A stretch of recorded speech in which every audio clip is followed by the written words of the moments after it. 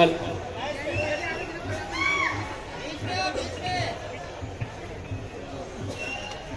Okay okay. जय जोहार का नारा है, जय जोहार का नारा है, दो हाथ ऊंचा करके जय जोहार का नारा है, जय जोहार का नारा है, जय जोहार का नारा है। यह नारा 2015 में मैंने गढ़ा था और इस नारे ने दक्षिणी राजस्थान और हमारे मध्य प्रदेश के जुड़ते हुए इलाके में एक ऐसी क्रांति पैदा किया कि 47 सांसद और 487 विधायक गूंगे बहरे हो चुके थे और आदिवासी कौम वॉइसलेस हो चुकी थी। उसका जवाब दिया और आज की तारीख में 5 विधायक और 1 सांसद इस नारे की बदौलत विधानसभा और लोकसभा में गए। आज मैं बहुत खुश हूं, आज मैं बहुत खुश हूं क्योंकि क्या लाजवाब डॉक्टर वसावत सर ने बोला।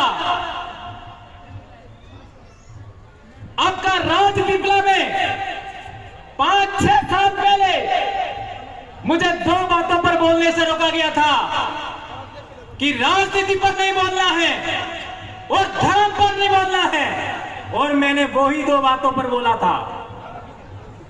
आज वसावत सर ने जो बोला, मेरा सीना गर्व से चौड़ा हो गया। मुझे लगा कि भंवरलाल परमार सही था, यह साबित हो गया। और मेरे भाई खराड़ी साहब ने क्या बोला आज, जबरदस्त, मेरे बोलने का रहा ही नहीं। खराड़ी साहब ने जबरदस्त बात रखी आज।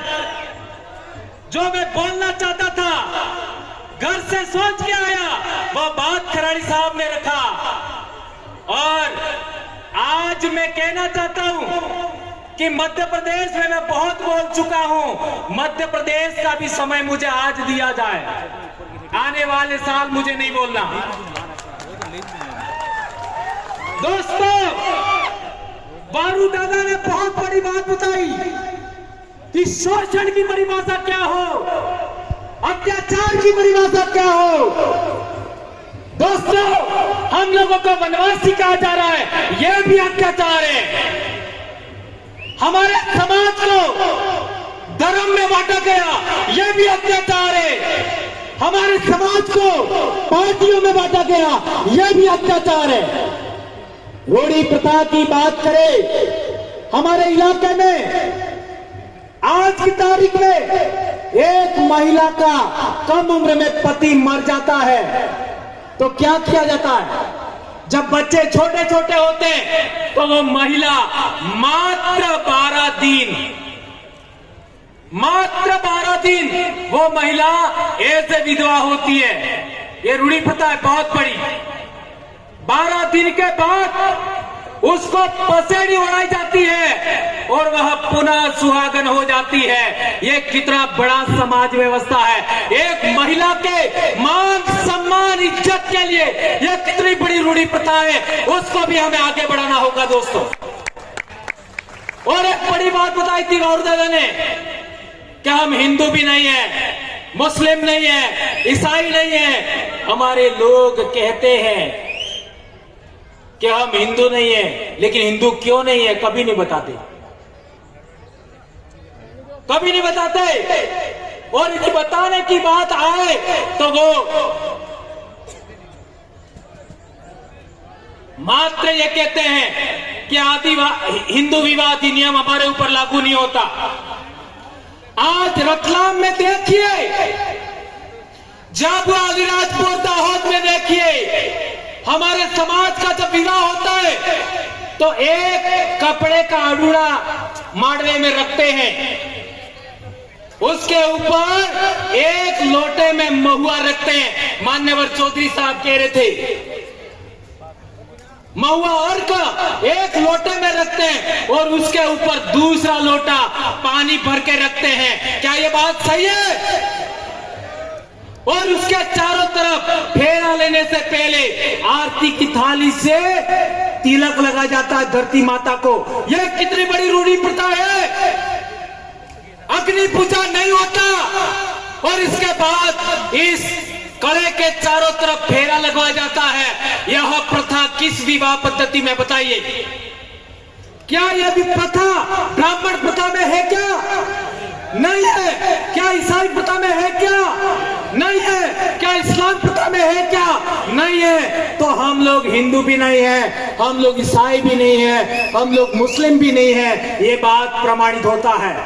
और हिंदू तो कोई धर्म भी नहीं है। ब्राह्मण धर्म को हिंदू धर्म कहते हैं। ये बात समझना है तो हम लोगों को जबलपुर हाई कोर्ट का जजमेंट पढ़ना होगा। एक धर्म क्या होता है उसके लिए 4 बड़ी बातें हैं। एक, जो वर्ण व्यवस्था है वो धर्म है, और दूसरा प्रायश्चित होता है वो धर्म है, और तीसरा बात है कि हमारा जो क्या कहते हैं आपका पूजा पद्धति का आधार है वो धर्म है। तो हमारे समाज की व्यवस्था के अंदर वर्ण व्यवस्था नहीं होता। ये सुप्रीम कोर्ट ने बोला है, आपका जबलपुर हाई कोर्ट ने बोला। जो लोग आपका वेद से संचालित नहीं होते, जो रामायण महाभारत से संचालित नहीं होते, जो पुराण से संचालित नहीं होते, जो वर्ण व्यवस्था से संचालित नहीं होते, वे लोग अपनी रूढ़ी प्रथा से, अपने कस्टम से संचालित होते हैं। वो आदिवासी है, वो किसी भी धर्म में नहीं आते। ये जजमेंट में कहा गया है। आज तक हम लोगों को किसी ने नहीं बताया। और एक बड़ी बात, नंदा ताई, आज इनका सम्मान हुआ। नंदा ताई के जजमेंट में कहा गया है अबोरिजिन्स और शेड्यूल ट्राइब, यानी शेड्यूल ट्राइब का मतलब हुआ अबोरिजिन, अबोरिजिन और शेड्यूल ट्राइब, और ब्रैकेट में आदिवासी लिखा है।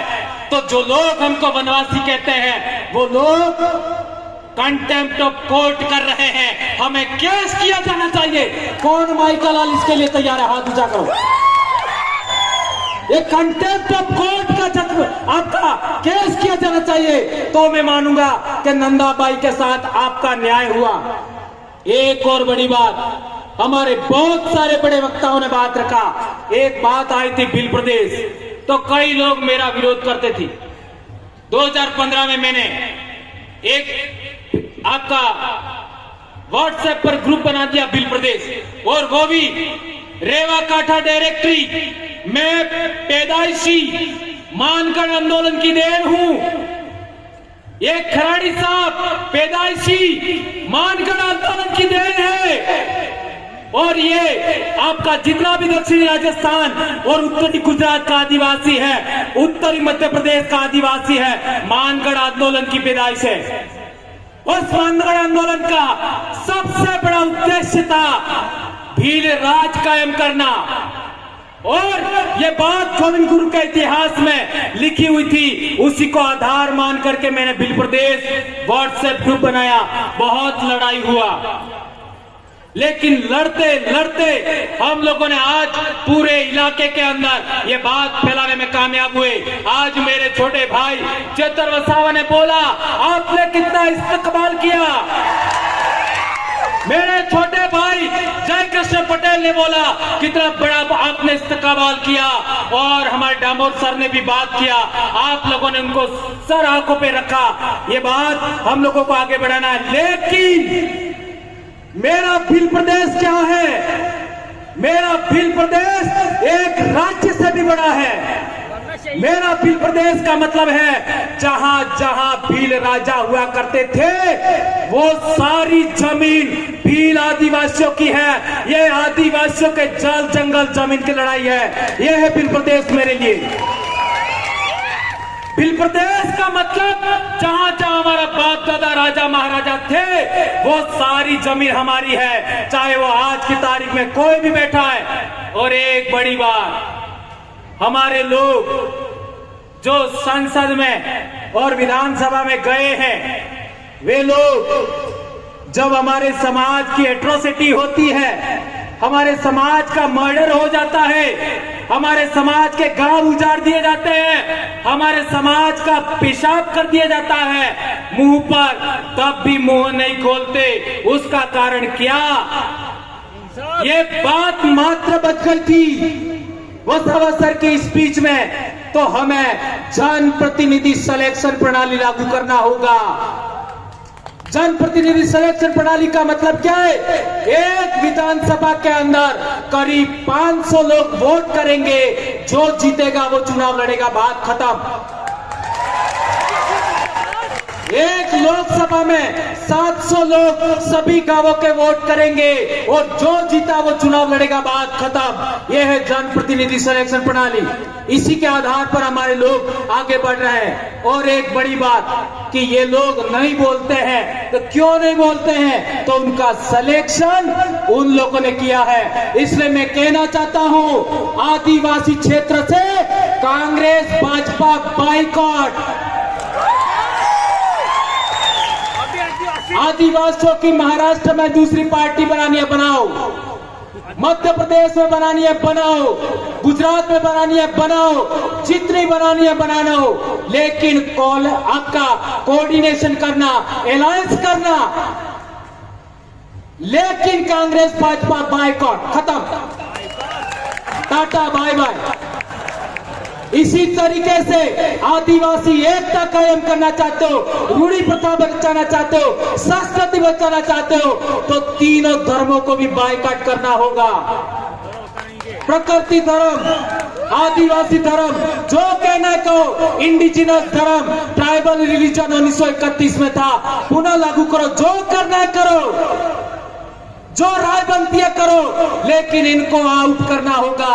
और ज्यादा नहीं तो इस दिमाग से तो आउट करो।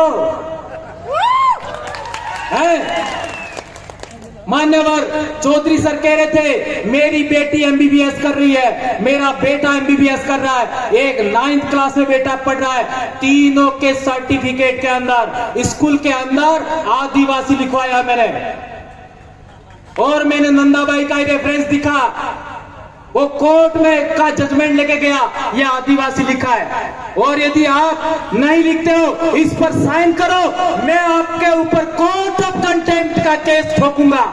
तो तहसीलदार भी डर गया और ये बात हो गया। एक अंतिम बात, हाँ, हमारे समाज के अंदर किसी का विवाह हो जाता है और किसी कारणवश आदमी महिला को दान क्षेत्रों ने आले नियमज में दान एटले अनाज, क्षेत्रों एटले मर्यादा, सम्मान। महिला के साथ सम्मान नहीं करे और पोटली पे करके रोज बदमाशी करे, मारे पीटे, तो हमारे महिला को छेड़ा छूट लेने का हक था। एम आई राइट? और छेड़ा छूट का मतलब तारे मारे मामलों खत्म। तो नहीं बीसी मળી सके तो मने મળે काढजो कोई। यह बहुत बड़ी बात है दोस्तों। यह हमारी विवाह पद्धति, हमारी पूजा पद्धति, हमारी रूढ़ी प्रथा, कस्टमरी लॉ के लिए बहुत बड़ी बात है। एक और बात, जो टाइगर प्रोजेक्ट के नाम पर हमारी जमीन छीनी गई, अभी पालघर को लेकर के जो हुआ, पिछली बार कालूराम दादा ने बोला था और अभी एक भाई ने भी, हमारे साथी ने बोला, पालघर में क्या क्या हुआ, स्टैच्यू ऑफ यूनिटी पर क्या क्या हुआ, आपका केवड़िया में आपका क्या क्या हुआ, हसदेव में क्या क्या हुआ, मणिपुर में क्या हुआ। हमारे लोगों को गुमान था हमारी राज्यपाल आदिवासी है, हमारे लोगों को गुमान था हमारी राष्ट्रपति आदिवासी है। क्या किया? सिफर इसलिए मेरा विश्वास उठ गया है और मैं लंबे समय से कह रहा हूं, सरकार तेरी नौकरी लेना है तो ले ले, मैं कभी चुनाव नहीं लड़ूंगा, लेकिन तुम्हारा बंदोबस्त करके छोड़ूंगा, नहीं छोड़ूंगा। और आदरणीय वसावा सर को भी कहना चाहता हूं, मैं जिंदगी में कभी चुनाव नहीं लड़ूंगा, लेकिन नेता पैदा करके छोड़ूंगा। मैं मेरे बाप की औलाद हूं, मैं मेरी मां की औलाद हूं और बाप की अकेली औलाद हूं मैं। और 2011 से इस बीमारी से पीड़ित हूं, फिर भी नहीं डरा मैं। कितना क्या क्या हुआ मेरे साथ, खराड़ी साहब को पूछ सकते हैं आप लोग। एपीओ किया, निलंबित किया, क्या कर लोगे? लाखों भंवरलाल परमार पैदा हो गए। धन्यवाद दोस्तों, आप लोगों ने मुझे इतना बेरहमी से सुना और संचालक भाइयों ने, मेरी बहनों ने, मेरे भाइयों ने और इतना मुझे समय दिया। आपका दिल से जोहार करता हूं। और आज की मेरी स्पीच मेरे आइडल वारू सोनवणे और कालूराम धोदड़े को समर्पित है। जय जोहार, जय आदिवासी, जय बिल प्रदेश, जय भारत। आबुआ दिसुमरे, आबुआ राज, आपकी जय। धन्यवाद दादा।